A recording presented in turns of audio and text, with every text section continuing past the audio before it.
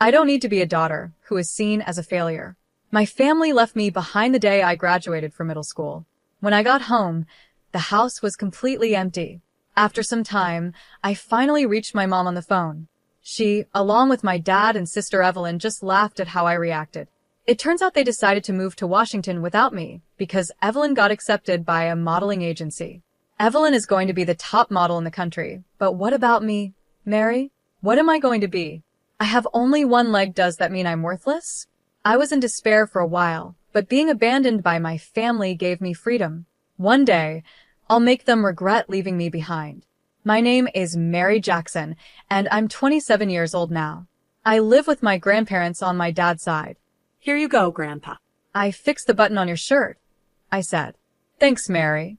You're really good at sewing. I can't even thread a needle anymore, Grandpa replied. It's okay. You can leave everything to me, I said, smiling. My grandparents always say how dependable I am, but fixing a shirt button is easy. I want them to rely on me for everything because they mean the world to me. They are the ones who saved me when my parents didn't care. My earliest memory is feeling strange about not having a leg. I lost my left leg below the knee when I was 4. I barely remember it, but the pain and the injections still give me shivers. What hurt more than the physical pain was being left alone in the hospital. Mom didn't come today either. Will she come tomorrow? I would ask the nurse, and she would give me a weak smile. She'll surely come on Friday, the nurse would say, trying to comfort me. But Friday never came, and my mom never showed up. The kind nurse's comforting words just made me feel worse as a child. Most kids my age were always running around and full of energy, but I had to live a quieter life for a while. Still, by the time I started elementary school, I was walking normally again with a prosthetic leg. I sometimes had to sit out during gym class, but I could climb stairs and run a little. It didn't affect my daily life much. I wasn't treated differently at school, and I had friends. I loved being at school. I wished I could stay there forever, because it was my escape. I didn't feel like I belonged at home. I tried on my new dress and asked, "How do I look?" Cute. My sister Evelyn, who's 3 years older than me, twirled around in her frilly skirt. It spread out like a flower. "Evelyn, you're so cute. Just like a model," my mom said, showering her with praise. My dad took pictures of her from all different angles. Evelyn lifted her chin like she was used to all the attention. Evelyn looks good in anything. I want to buy her lots of clothes. Maybe she'll be a model one day. Look how long her legs are, my mom said, putting her hands on her cheeks and swaying. My dad nodded eagerly. They were completely obsessed with Evelyn. At 15 years old, I was the only one who felt out of place at home. Yeah, I do have long legs, don't I? I think they're longer than my friends, Evelyn said proudly.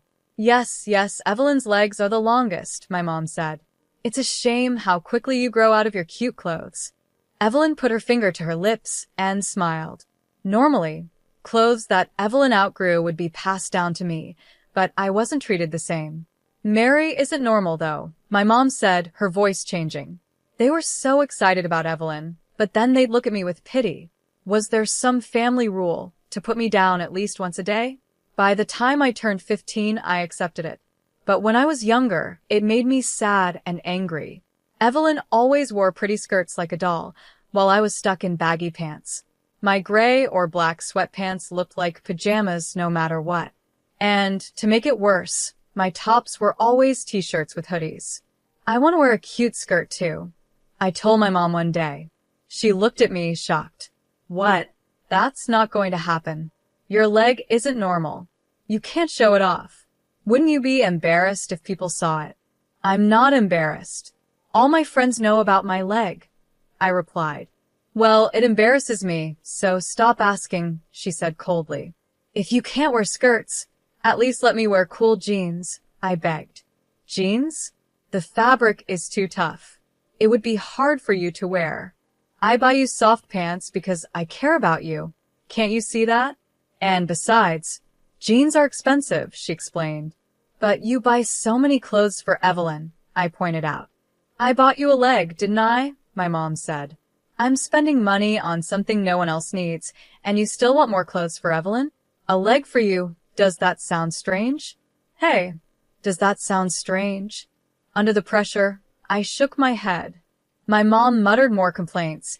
Your leg was expensive, you know. I'm paying for something you shouldn't even need, giving you a luxury, and yet you still want more. You're such a greedy child. Don't make things harder for your mother. The next day, Evelyn came home from the mall with our dad, carrying new clothes and showing off in front of the mirror. Meanwhile, I was stuck wearing the same plain sweatpants, whether I was sleeping or going out. I always wanted to dress up, and that didn't change, even when I reached middle school. In fact, I was looking forward to wearing my school uniform, but instead, I ended up going to school in my regular sweatpants. It seemed my mom had spoken to the school, claiming she was worried about me. My kind mom managed to make me look like a helpless child. When uniforms were required, I had to wear boy pants. It was convenient that the boy next door, Kyle, had just graduated, so I got his hand-me-downs. Whether it was because the uniform was available or because my mom wanted to hide my leg, I couldn't figure out her reasons. By this point, I wasn't even sad anymore. I just thought, oh, so this is how it is. As if it didn't matter. Evelyn's dream of becoming a model grew stronger. She would post pictures online with captions like "Sweets and me" or "Blue sky and me," then smirk at how many likes she got. She often made me take her photos, handing me her phone like I was her servant. I'd be in trouble if I refused, so I eventually stopped saying no. But Evelyn was very picky, making me retake the photos over and over, which was exhausting. This one looks good. The angle from below makes my legs look super long. This is perfect, she'd say, then suddenly shout. Wait, hold on. No way, Mary. You're in the reflection of the window. Evelyn immediately deleted all the photos. That was close.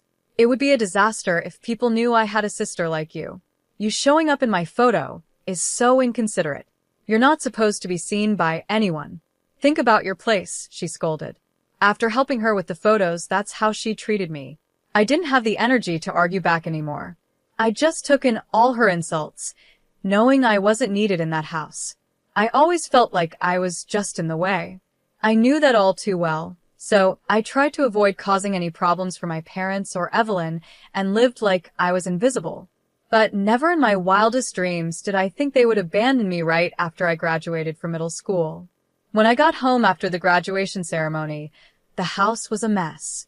Clothes and random things like a spatula were scattered on the floor, but the TV, refrigerator, and Evelyn's mirror were gone. It looked like no one had ever lived there. Mom, are you here? I called out. She had come to the graduation ceremony, but it felt like she was just going through the motions. I was the only one there whose parents didn't show any real interest. I thought maybe she had other things to do, but when I left the house that morning, she had just been lying in bed, so it was clear my graduation didn't matter to her. The strange state of the house sent a chill down my spine. I didn't care about the empty rooms. I only cared about whether my mom was okay. Could something have happened to her? A burglary, maybe? My mind jumped to the worst possibilities. Even though my mom didn't care much about me, I was worried about her. I searched the whole house, bedroom, bathroom, balcony, but she wasn't there. I tried calling her phone, but it didn't connect. Then I called my dad, but all I got was his voicemail. I started panicking, calling my mom over and over again. Finally, the ringing stopped, and I heard my mom's voice, though she sounded irritated. I was so relieved, I almost cried. Mom, you finally answered. I'm so glad you're okay. Are you all right? Huh, she replied, confused. I quickly explained what I saw when I came home, and then, out of nowhere, she started laughing. What are you even talking about? There was no burglar, she said. How do you know that? I asked. Of course, we know because we moved out. What? I hadn't realized it until then, but the noise in the background sounded busy, like they were somewhere else. I could hear Evelyn and my dad laughing, too. Hey, Mom, what's Mary saying? Evelyn asked. She's panicking, thinking there was a break-in, Mom answered, still laughing. See? I told you we should have left a note. Poor Mary. I couldn't believe what I was hearing. My mom, Evelyn, and my dad were all cheerful, like it was just another day. "Hey, Mary, we're moving to Washington. Do you know why?" my mom asked. I didn't answer, because I had no idea. "Guess what? I'm going to become a model," Evelyn announced. She had passed an audition for a modeling agency, and my family, excluding me, decided to move to Washington. "Mary just graduated from middle school, so she'll be fine on her own, right?" my mom continued. "We could have moved earlier, but we waited until today for your sake. You get that we were being kind, don't you? They took care of me until I finished middle school, but now they were leaving me behind without a second thought. I wanted to go to school, but I had to figure out the money by myself. Finding a job at that moment seemed impossible. My mom taunted me with a cheerful voice. "Well, try to figure it out on your own." I was frozen, still holding the phone to my ear, when she delivered the final blow. "Evelyn is going to be the #1 model in the USA, and Mary, what will you become? We don't need a failed daughter." Then she hung up. It felt horrible, impossible. I wanted to scream, "Help me, don't leave me." I thought about calling her back to beg, but I stopped myself. She wouldn't listen anyway. I was just 15, fresh out of middle school, and now I had to live on my own. Could my teachers help me if I asked? No, that would only bother them.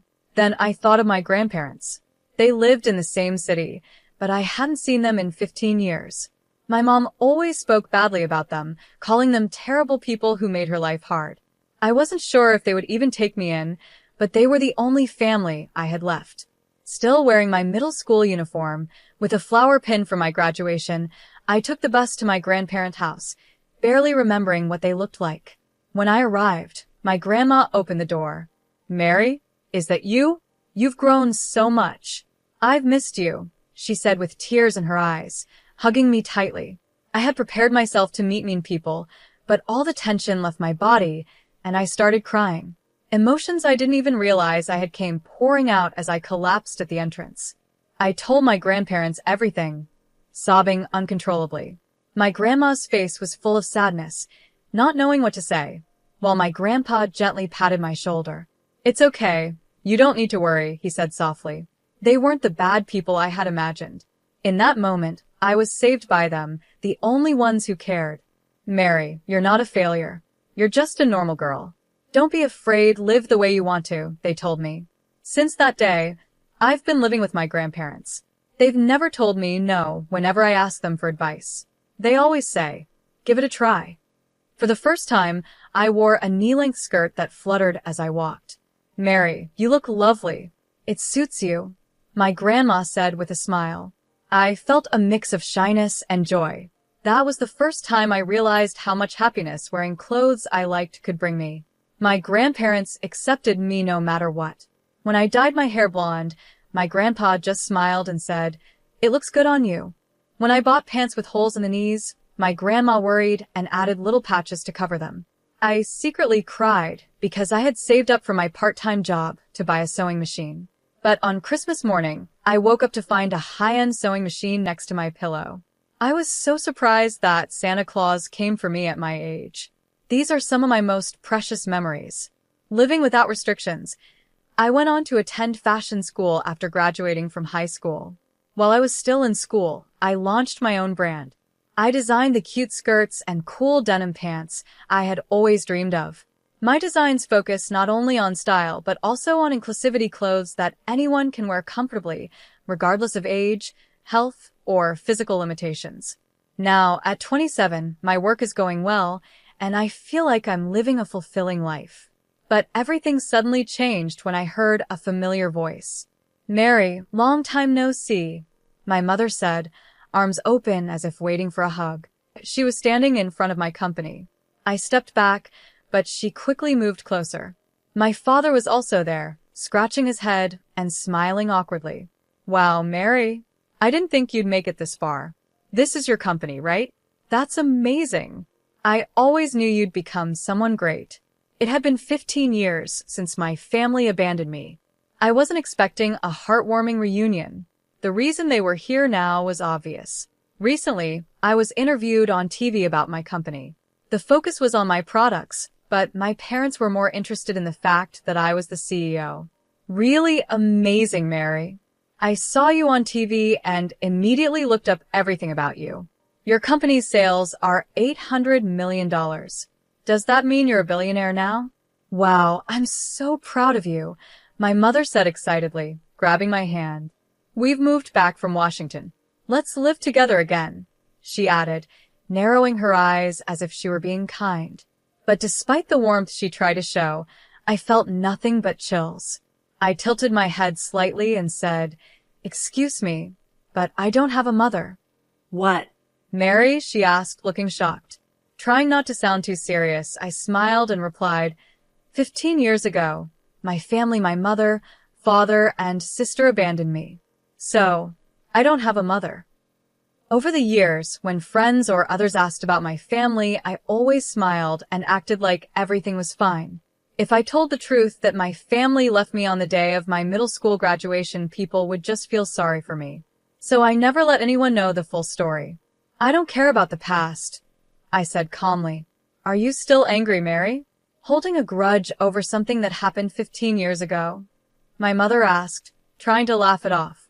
You're surprisingly vindictive. I kept my polite smile. It's been 15 years. I'm not angry anymore. I just don't care about people who don't matter to me. My mother's face twitched, and her eyes widened. It's funny how, when you become successful or get rich, suddenly more relatives appear, like flies swarming around money. They need to be dealt with. Looking at the woman in front of me, I couldn't even be sure she was really my mother. After 15 years, she looked so different from the woman in my memories. Come on, Mary. We're family. We have a bond that can't be broken, she said, rolling her eyes before grabbing my hand again. I can't say much about family because my memory of it has faded.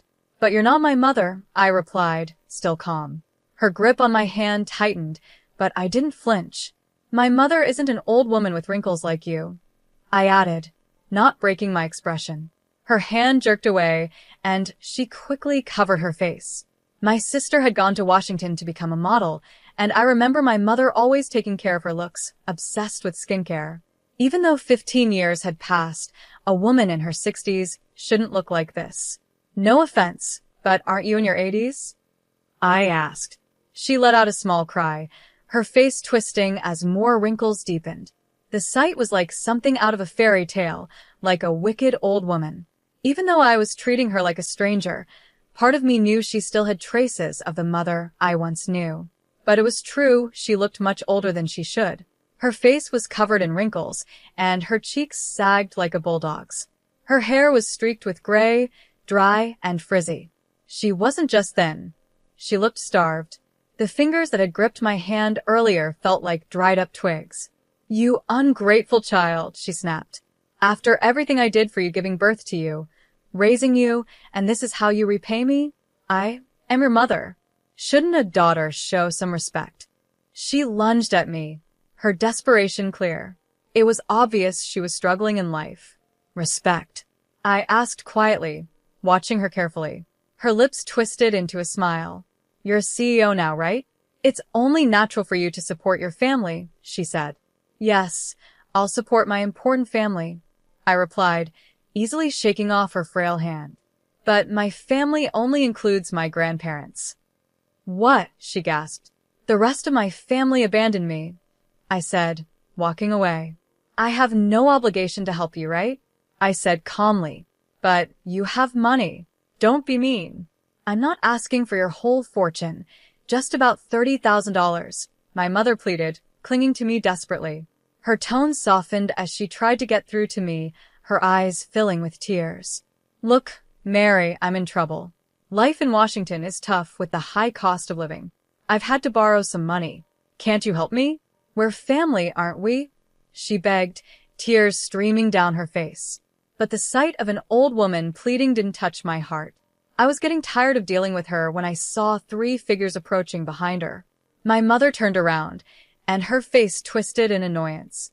What do you want now? She spat, glaring at my grandparents. Is it wrong for a mother to visit her daughter? She asked, trying to defend herself. Yes, it is. My grandpa replied sharply, without hesitation.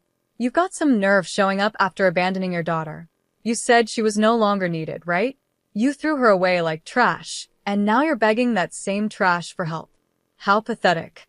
Mind your own business, my mother snapped. Grandpa smirked. The trash you threw away turned out to be a diamond, didn't it? How ironic. My mother bit her lip as Grandpa's words stung. She had always painted my grandparents as the villains, but after living with them for 15 years, I knew they were nothing like she had said. Even though Grandpa was angry now, he never spoke ill of my parents, even after they abandoned me.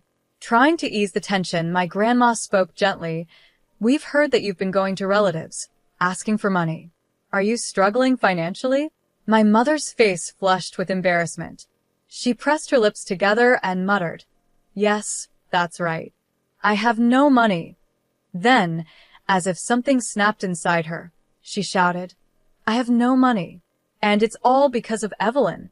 Hatred flashed across her face as she spoke about the daughter she once adored. We spoiled her. But for what? Nothing. All for nothing.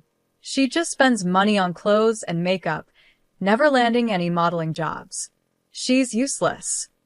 My mother's frustration boiled over as she stomped her foot, her behavior shocking me. I could hardly believe what I was seeing. Suddenly, something large burst out from behind a tree, and for a second, I thought it was a wild animal. My heart nearly stopped, but then I realized it was Evelyn. Hold on, Mom, Evelyn yelled, storming over. I won't stand by and let you insult me like this. I'm cute. I'm more beautiful than anyone, Evelyn said, her voice full of the same confidence she had 15 years ago. But the truth was, she had no job, and all she did was spend money without contributing anything. That's because people don't appreciate my charm, she shot back, then added, and don't lie, Mom. I've done some modeling jobs before. Evelyn wasn't completely wrong. Even though I had moved on with my life, I couldn't help but check her social media from time to time. Her posts were full of glamorous photos, which only made me feel worse every time I looked. But I couldn't stop, even though it added to my misery. Then I noticed something strange. Her posts had almost no likes or comments. She only had 5 followers, which was fewer than my own old, forgotten account. The few comments she did have felt kind of mean, and when I checked out those accounts, it became clear they were making fun of her. No experience, but she acts like a pro. Spends hours demanding reshoots because the photos don't capture her charm. No wonder she doesn't get modeling jobs. Who would want to work with her? One comment read, What do they know? What's wrong with being picky when I'm a professional? Evelyn snapped, clearly frustrated. But the truth was, she wasn't getting any modeling jobs, and it was obvious why. I looked closely at her now. Her face was overly bright, her eyes seemed too large, her lips too pink, and her chin too pointed. The Evelyn standing in front of me looked nothing like the person on her social media. It was all built on lies and fake appearances. I'm different from those other models, she said proudly. I don't need surgery or fake compliments. I'm a real model. I don't suck up to people for jobs like those other girls. I'd rather stay out of that ridiculous world. Despite being disowned by our mother, Evelyn's confidence was still strong. In a strange way, I kind of admired her for it. Who would have thought that Mary would become a CEO of an apparel brand? Maybe you want me to be your model, huh? Is that it? She asked, smiling confidently. I don't usually work with family, but if you insist, I might just consider it. Her positive attitude was probably because our parents spoiled her so much. She was the complete opposite of me. I had always been the one looking down, unsure of myself. I wasn't sure if I envied her or not. You as our model? Well, it depends on the terms, I replied. I might even sign an exclusive contract. Oh, really? She said, perking up. But there's one thing, I continued. Our brand values a natural vibe. We showcase people as they really are, without edits. So it might be difficult for you. What? Evelyn's eyes widened in shock. I've seen your Instagram, I said. The you on there and the real you, they're completely different. Modeling without edits. Are you serious? Evelyn gasped. Her eyes opened so wide that her fake eyelashes fell off, and the makeup on her face started cracking, like porcelain. I'm not going to give you money or use you as a model. You abandoned me, so please leave me alone, I said clearly, then turn my back on them. Evelyn muttered in a trembling voice, "Who do you think you are?" I already knew they would show up. Evelyn had posted about it on social media, claiming, "I'll be the exclusive model for some company, and when I go back to my hometown, everyone keeps looking at me. Can they tell I'm a model just by my aura?" Her posts were so embarrassing to read, but they were helpful for keeping track of what they were up to. Knowing my parents might visit, I was prepared and ready to handle it without getting upset. As I was leaving with my grandparents, my father, who had been silent like he wasn't even there, suddenly stepped forward with a grin. "Mary, I didn't do anything bad to you. I was just a victim, scared of your strong-willed mother and Evelyn. I've always been worried about you deep down. That counts, right?" His words caught me off guard, and I hesitated for a moment. Then he turned to my grandparents, apologizing seriously. "Dad, Mom, thank you for taking care of Mary. She's my precious daughter, and you've protected her. But from now on, I'll be the one supporting her." My grandparents looked surprised. But before anyone could respond, my mother shouted in anger, You might as well have not been there at all, so just stay quiet." She was right. Her words snapped me back to reality. "Aren't you also to blame for doing nothing, Dad?" "What? No, that's not fair. It was Evelyn and your mother who were hostile." "Don't lump me in with them," he protested, trying to win me over. His attempt to act innocent was disgusting. I realized I felt nothing toward him. He was just someone whose presence or absence didn't matter. He wasn't needed in my life. "Don't start acting like a father now. Mary doesn't need you," my grandpa said, voicing exactly what I was feeling. Looking embarrassed, my father tried to fade back into the background, a role he had always played well. But my mother, still hopeful, reached out to me weakly. Her older appearance made her look pitiful, a tactic she likely used to gain sympathy. "Mary, I'm really sorry. It was all my fault. You've always lived without complaining, being such a good and admirable child. I thought you didn't need my help because you seemed so strong," she said softly, her words filled with regret. "I realize now the truly precious daughter wasn't Evelyn, it was you," my mother said, her tearful eyes fixed on me. Evelyn might have passed the audition for the modeling agency, but instead of making money, she ended up paying them for entry fees and lessons. Could she have been tricked? My mother wondered aloud. Your father even quit his job to move to Washington to support her, but there were prettier girls everywhere. Evelyn becoming a model was never really possible. As I stayed silent, my mother kept talking. "But you, Mary, you're a CEO. How wonderful. You're my daughter, and I'm so proud." The more she praised me, the colder I felt. "But wasn't I the daughter you didn't need?" I asked. "Oh, did I say something like that?" she said, pretending she didn't remember. Before she could continue, my grandpa cut in. "It's rich for you to say that, considering you're the one who caused Mary to lose her leg," he said. My mother flinched. "What? That was an accident. I confused the gas pedal with the brake," she said defensively. "I didn't mean to. I drove into Mary while she was playing in the yard.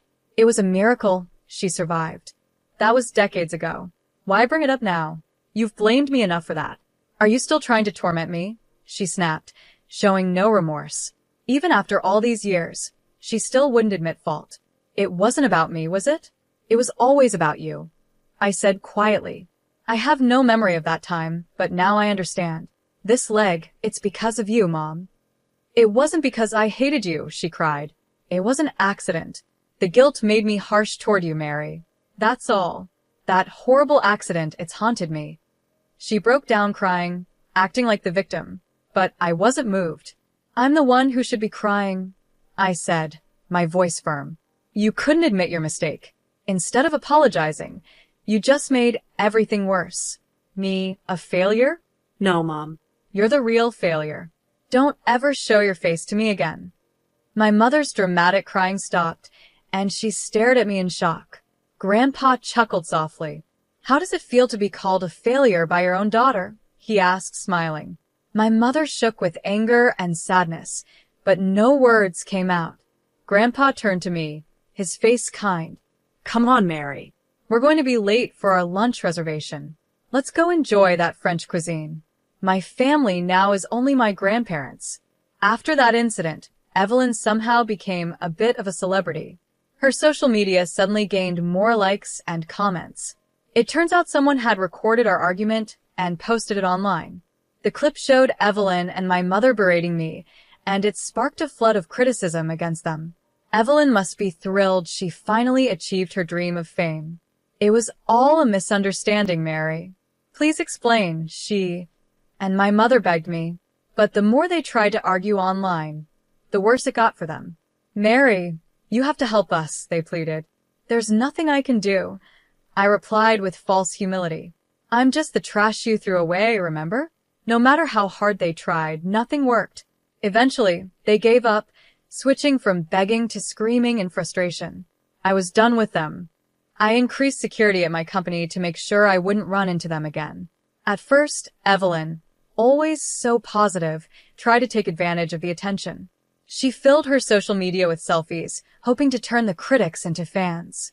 But, as expected, it didn't work. The comment sections were full of harsh remarks, and even Evelyn's upbeat attitude couldn't handle it. After a few sad posts, Evelyn stopped updating altogether. I don't know what happened to Evelyn, or my mother after that. Oh, and my father? I almost forgot, he's just as irrelevant. This encounter with my parents made me even more grateful for my grandparents. Grandpa, Grandma, thank you, I said, feeling a bit shy as I expressed my gratitude. Grandma took my hand and smiled. It's normal for grandparents to love their grandchild. Thanks to them, I've been able to live a normal life. Children should always be spoiled by their grandparents. I'm already 27, you know, I said, laughing. To us, you will always be our baby, Mary. Age and social status don't matter. You can always be yourself with us, Grandma said warmly. And with them, I knew that was true.